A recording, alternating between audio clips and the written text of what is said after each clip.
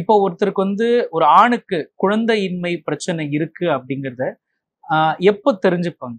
ஒரு ஆணுக்கு வந்து ஸ்பெர்ம்ல பிரச்சனை இருக்குன்றதுனாலயோ இல்ல ஒய்ஃப்க்கு கருமுட்டையில பிரச்சனை இருக்குன்றதுனாலயோ மட்டுமே அவங்க இன்ஃபர்டிலிட்டின்னு சொல்லிட முடியாது. ஏன்னா நம்பர்ஸ் கம்மியா இருக்கிறதுன்றது ஒரு பகுதி.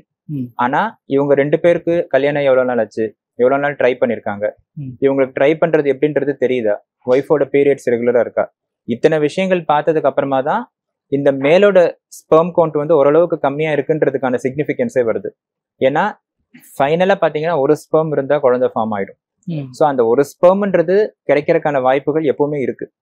இதுல ஸ்பெர்ம் கவுண்ட் 0வா இருக்கு, இல்ல ரொம்ப கம்மியா இருக்கு, இல்ல ஸ்பெர்ம் சுத்தமா நவரல, ஸ்பெர்ம் ரொம்ப பேடா இருக்கு, இந்த மாதிரி சிச்சுவேஷன்ஸ்ல மேபி மேலோடைய ரீசன் அதிகமா இருக்கலாம். மற்றபடி ஒரு டீசெண்டா நம்ம சொல்றோம் ஒரு 16 மில்லியன் கவுண்ட் இருக்கணும் அப்படின்றது நார்மலா இருந்தா ஒரு 10 to 12 மில்லியன் இருந்தா கூட கன்சீவ் ஆக முடியும்.